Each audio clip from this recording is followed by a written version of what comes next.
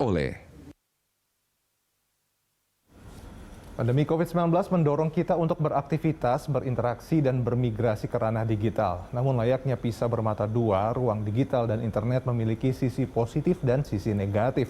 Seiring dengan kemudahan interaksi dan komunikasi yang ditawarkan oleh ruang digital, sisi negatif internet, seperti perundungan digital, penyebaran berita bohong, hingga konten radikal terorisme, juga turut mengintai. Lalu bagaimana pemerintah melalui Kementerian Komunikasi dan Informatika melakukan usaha preventif, tekan dampak negatif, melalui program literasi digital nasional. Nah, kita akan membahasnya bersama Fajar Eridianto, Dewan Pengarah GNLD sekaligus Ketua Relawan TIK. Pak Fajar, selamat malam. Selamat malam semuanya, selamat malam Mas Dodi. Iya, gimana kabarnya Pak Fajar? Baik dong, selalu harus baik. Di masa pandemi ini cuma bahagia yang bisa menyelamatkan kita. Betul, yang penting juga harus sehat ya Pak Fajar ya. Oke. Dan bahagia. Iya, jangan lupa vaksin ya. Oh, betul. Semua. Oke, Pak Fajar, ini kita hari ini malam ini bicara soal etika media digital. Sebelumnya kita harus tahu dulu apa sih sebetulnya yang dimaksud dengan etika dalam bermedia digital. Apa saja yang termasuk di dalamnya?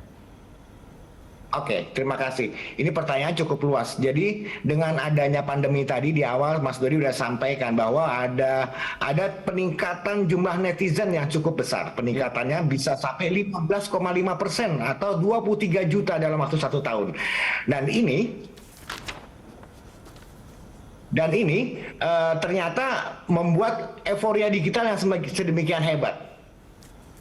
Nah, sehingga perlu adanya standar baru etika bermedia. Nah, standar baru etika bermedia ini yang kemudian kita luncurkan dalam suatu gerakan literasi digital. Suatu upaya untuk bisa mendampingi masyarakat menjaminkan teknologi dan internet itu aman, nyaman, dan bermanfaat. Nah, untuk itu apa sebetulnya etika digital? Nah, etika digital itu adalah kemampuan netizen dalam memahami, dalam menyadari, dalam menyesuaikan, dalam mempertimbangkan, merasionalkan, mengembangkan tata kelola etika digital yang kita sebut sebagai netiquette. Gitu kira-kira. Jadi memang perlu adanya standar baru etika bermedia di ranah digital, Mas Dodi. Nah, seberapa penting kemudian orang-orang kemudian yang sering berinteraksi, berkomunikasi di media digital harus memahami yang namanya etika di digital? Ya, sangat penting karena memang interaksi di ranah digital hampir sama dengan interaksi di dunia nyata. Semua ada etikanya. Nah, sedangkan kita tahu berkomunikasi, berinteraksi di ranah digital tidak bisa semuanya tersampaikan secara visual. Nah, ada banyak hal yang harus kita pahami di sini. Ada tata kelola baru, ada standar baru beretika di dunia digital. Nah, untuk itulah kita buatkan satu gerakan nasional yaitu literasi digital, dan kami berharap seluruh masyarakat, bahkan kita semua, ayo sama-sama turun, sama-sama melaksanakan literasi digital secara besar-besaran. Kita juga menyelenggarakan kegiatan ini secara gratis bahkan, Mas Dodi. Seluruh masyarakat kita undang untuk bisa mengikuti acara ini. Oke, nah terkait dengan etika di media sosial atau media digital, itu kan kita tahu ya bahwa etika dari masing-masing, ya ambil contoh kita tidak harus membandingkan Indonesia dengan negara lain, tapi kemudian Indonesia sendiri aja kan multikultur ya. Artinya ketika kita punya etika tersendiri, mungkin budaya lain etikanya juga berbeda. Bagaimana kemudian menyelaraskan ini begitu sehingga tidak saling bersinggungan dan kemudian tetap menghormati etika masing-masing dalam dalam berinteraksi di media digital? Ya, terima kasih. Nah, itu dia. Kita sebagai bangsa Indonesia dengan budaya tersendiri. Kemudian kita mengenal teknologi yang menjembatani kita untuk bisa menikmati dunia lebih luas, menikmati informasi lebih banyak. Nah, untuk itu dengan adanya literasi digital kami bagi dalam beberapa pilar, Mas. Kami bagi literasi digital ini dalam 4 pilar, yaitu kecakapan digital, keamanan digital, budaya digital, bahkan sampai dengan etika digital. Nah, kita arahkan netizen itu untuk bisa memanfaatkan media digital ini sesuai dengan pilar-pilar literasi digital, sehingga netizen itu bisa memanfaatkan teknologi ini didasari atas niat, atas sikap, atas perilaku yang etis di ranah digital. Oke, nah tingkat pemahaman masyarakat sendiri ya, masyarakat pengguna internet, kalau tidak salah kan tentu saja pengguna internet meningkat ya selama masa pandemi ini begitu. Tingkat pemahaman mereka terhadap etika bermedia digital itu sudah setinggi apa di Indonesia? Kalau kita ukur, jadi pada waktu pelaksanaan literasi digital setelah diluncurkan Bapak Presiden tanggal 20 Mei 2021 sampai dengan hari ini, itu kita sudah melaksanakan hampir 20.000 webinar secara online. Diikuti target kami di akhir tahun ini adalah 12 juta masyarakat Indonesia bisa terliterasi digital. Sampai dengan akhir 2024 itu 50 juta yang sudah mengikuti acara ini. Sehingga kami berharap tingkat literasi digital bagi masyarakat Indonesia akan terus naik, dan hal ini akan kami terus laporkan, dan kami juga dipantau. Kita semua dipantau oleh WSS Prize. Di sini teman-teman dari ITU pun melihat bagaimana masyarakat Indonesia ini bisa memanfaatkan teknologi dengan aman, nyaman, dan bermanfaat, sehingga bisa menjadikan Indonesia lebih maju dengan teknologi. Oke, jadi literasi digital itu memang jadi kunci ya, terutama apalagi kita ingin di media digital atau di media sosial gitu menerapkan etika, begitu saja literasi digital itu menjadi kunci. Tadi Anda menyebutkan bahwa untuk tahun ini targetnya 12 juta orang yang kemudian berpartisipasi dalam acara-acara atau program-program literasi digital. Nah, selain tadi webinar, apalagi kemudian program-program sosialisasi atau program-program edukasi yang dilakukan oleh pemerintah? Sebetulnya ada beberapa tahap yang dilaksanakan oleh pemerintah. Dalam hal ini Kominfo, Direktorat Dirjen Aptika, Direktorat Pemberdayaan Informatika, itu melaksanakan program awalnya adalah sosialisasi dan edukasi melalui literasi digital.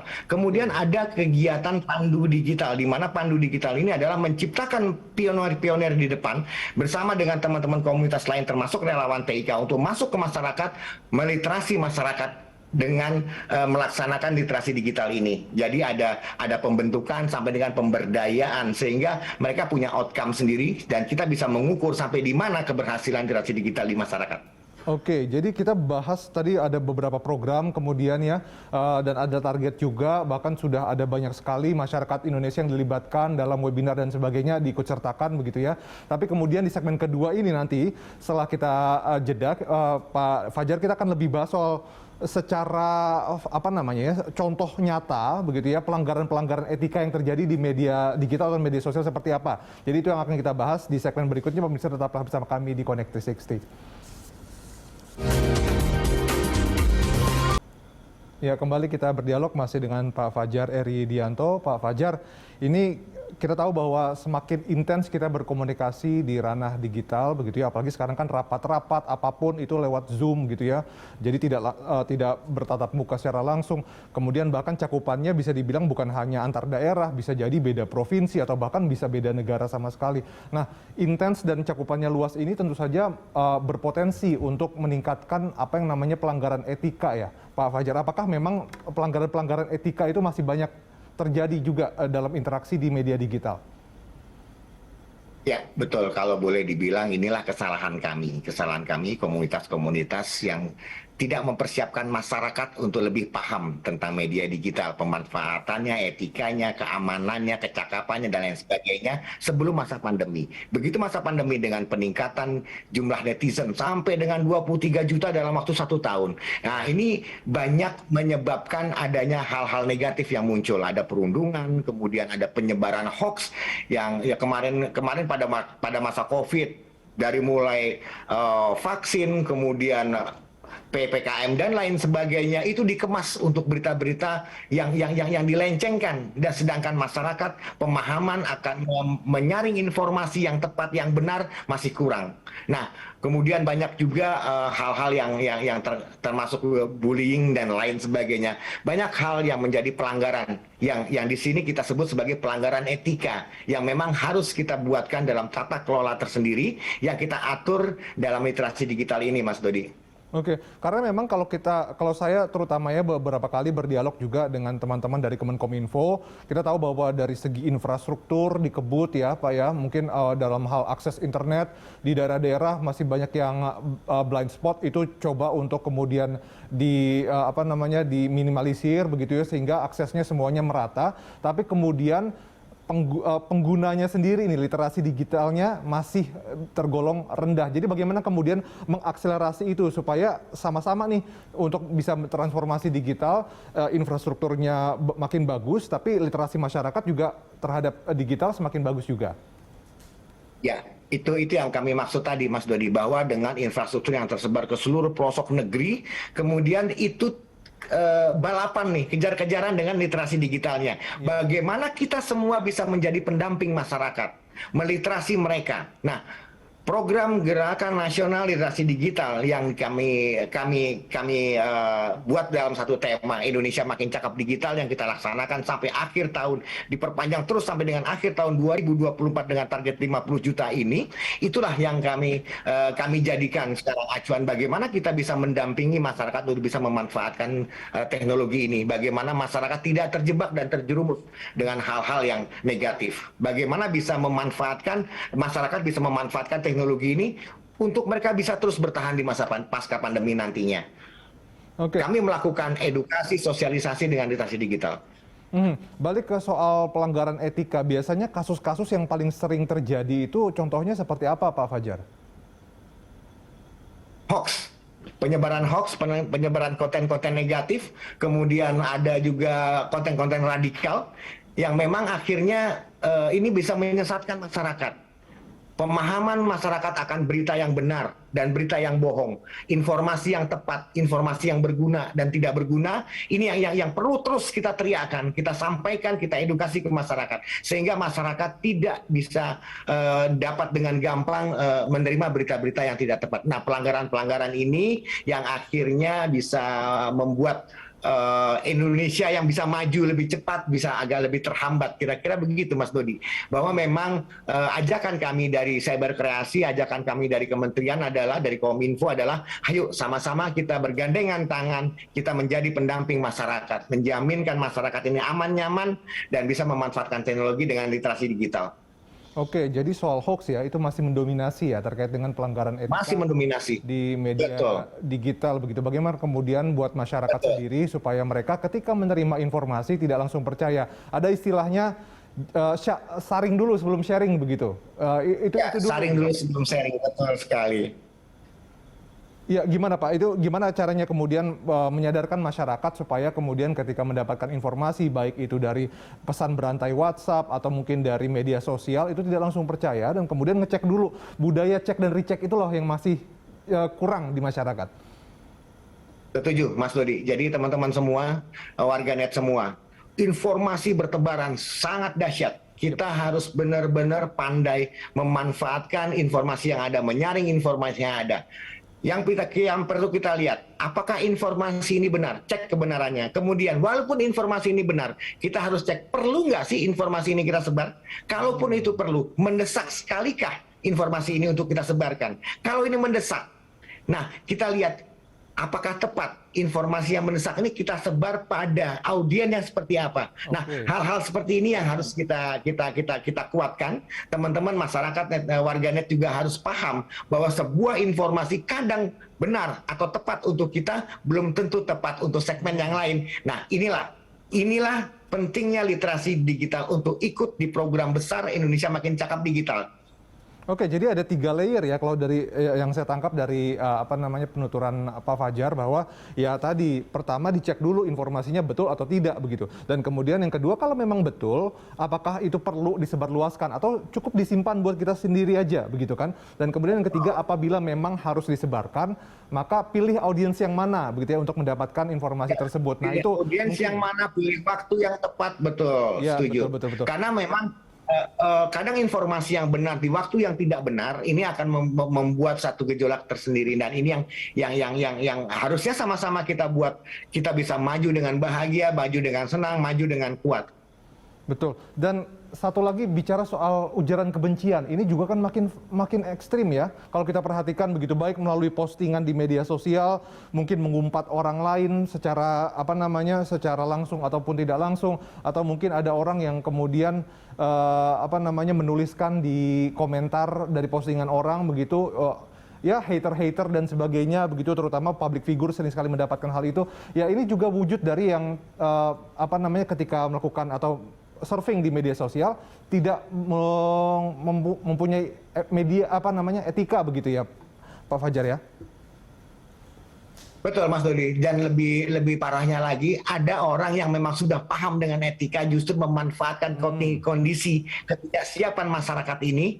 Nah, dimanfaatkan dengan kepiawaian memainkan kata-kata, kepiawaian memainkan berita, kepiawaian memainkan ketidakpahaman masyarakat atau netizen yang masih belum teredukasi terhadap mereka. Pasti deh nggak bakal dia ngecek nih linknya bener apa nggak bakal ngecek narasumbernya bener apa nggak bakal ngecek dan lain sebagainya. Nah, hal-hal ini justru dimanfaatkan untuk satu kepentingan tertentu. Nah, ini yang kita terus kuatkan masyarakat untuk lebih piawai dalam memilih informasi. Oke, Pak Fajar, kita masih punya satu segmen lagi untuk berdialog. Pemirsa tetaplah bersama kami di Dialog Connect 360.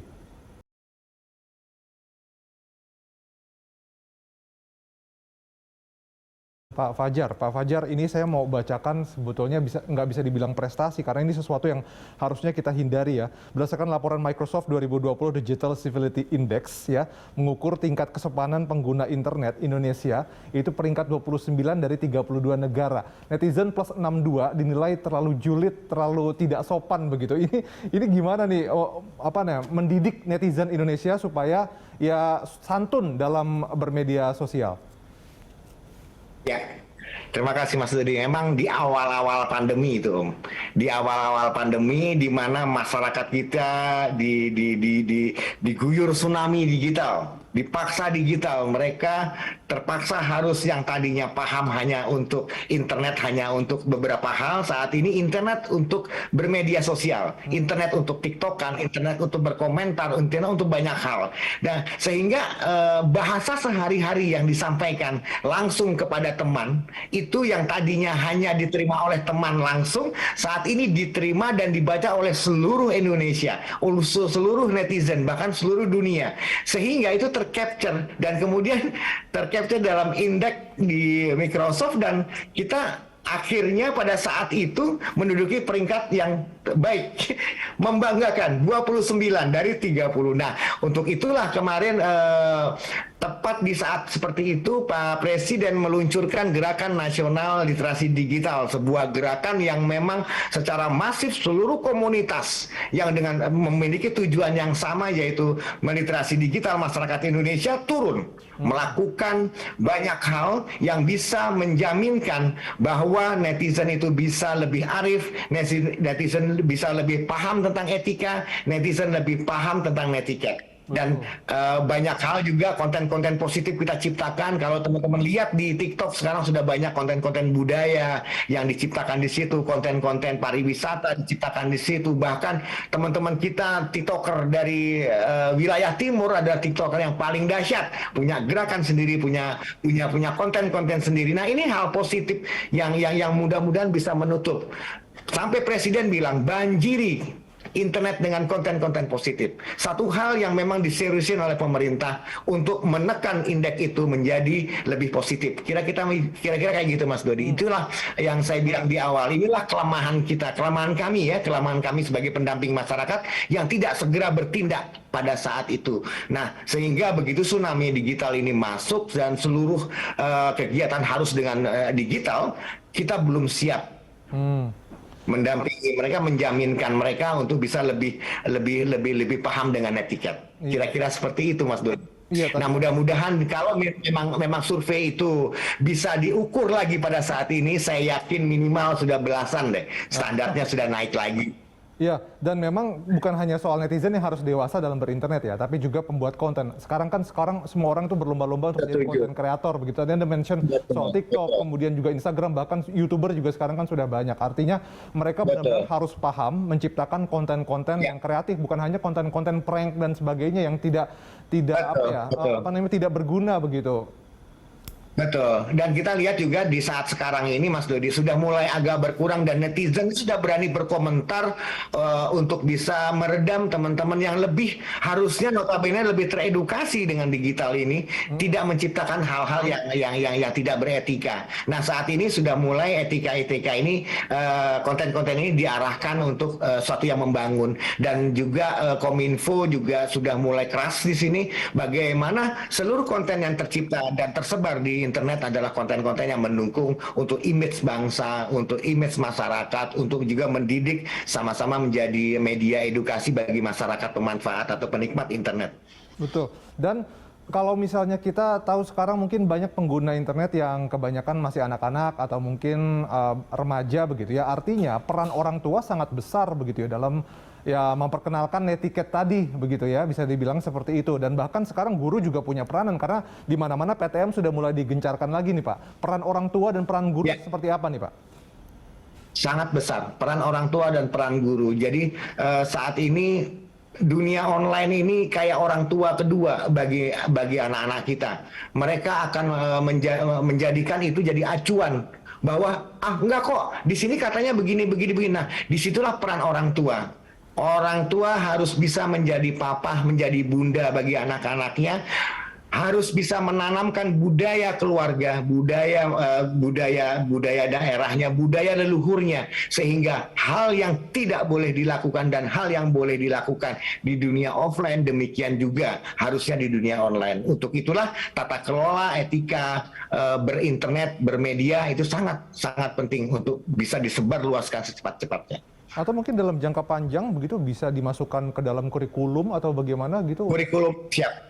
Ya, sudah ada pembahasan ke sana, Mas Dodi. Sudah ada pembahasan ke sana. Kemarin juga teman-teman saya berkreasi, sudah dengan Mas Menteri juga sudah jalan bareng di Lombok. Mereka sudah mulai bahas-bahas beberapa hal yang kira-kira bisa diinsertkan di sana. Kemarin ada tuh cerita, ada pelurusan sejarah, aduh banyak hal lah yang harus kita konsen di hal-hal tertentu dulu deh, gitu. Artinya, ayo kita ajarkan kalau kita ngomongin fokus pada etika bermedia digital kepada anak-anak sekolah di tingkat SD, SMP, dan SMA. Nah, ini kurikulumnya akan kita buat seperti juga kurikulum yang kita buat di 4 pilar literasi digital tadi. Terima kasih teman-teman Japelidi bahwa memang ini sedang kita susun juga kurikulumnya untuk bisa kita bawa ke sekolah-sekolah. Dan mudah-mudahan di akhir tahun ini kita bisa melihat ini bisa terrealisasi, Om Dodi. Iya, karena kan generasi digital ya ke depan begitu ya. Kita tahu bahwa nanti kita punya modal demografi yang tinggi di tahun 2045 menuju Indonesia Emas. Jadi kita harapkan memang SDM kita tinggi. Nah, tapi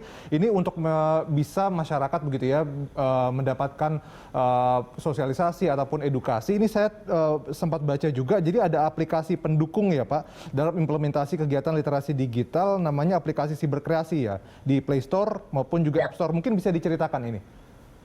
Ya, jadi aplikasi Siberkreasi atau ruang literasi digital di ruang guru. Nah, ya itu aplikasi yang memang disediakan untuk teman-teman bisa melihat, membaca, memahami materi-materi jika memang nggak sempat nih ikut webinar kami. Jadi setiap hari itu ada 24 webinar. Setiap hari, kalau nggak salah hitung ada 24 setiap hari, dan itu materinya ada di situ. Nah, teman-teman kalau ingin ikut pendidikan atau pembelajaran edukasi di literasi digital bisa akses ke event.literasidigital.id atau buka websnya ke literasidigital.id.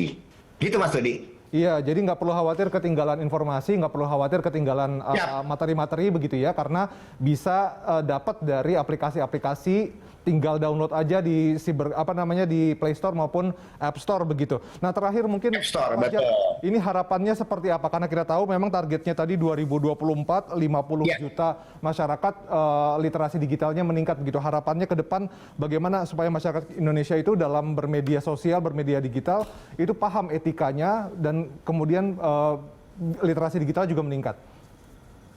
Terima kasih. Netizen di Indonesia sebaiknya ayo kita sama-sama tidak lagi egois memanfaatkan digital untuk diri sendiri. Ayo kita turun sama-sama kita mendampingi keluarga, mendampingi lingkungan, mendampingi masyarakat agar kita semua bisa sehat bermedia digital. Kita tetap bisa memiliki kecakapan, kita bisa menjaminkan keamanannya, kita tetap bisa menjaga budaya serta tetap bisa menjaga etika di media digital. Iya, mari bergabung dengan kami, Siberkreasi bergabung dengan kami relawan TIK. Mari kita sukseskan Indonesia makin cakap digital. Baik, terima kasih atas waktunya dan pemaparannya Pak Fajar bersama kami di Connected 60 pada malam hari ini. Sehat selalu untuk Pak Fajar dan juga teman-teman.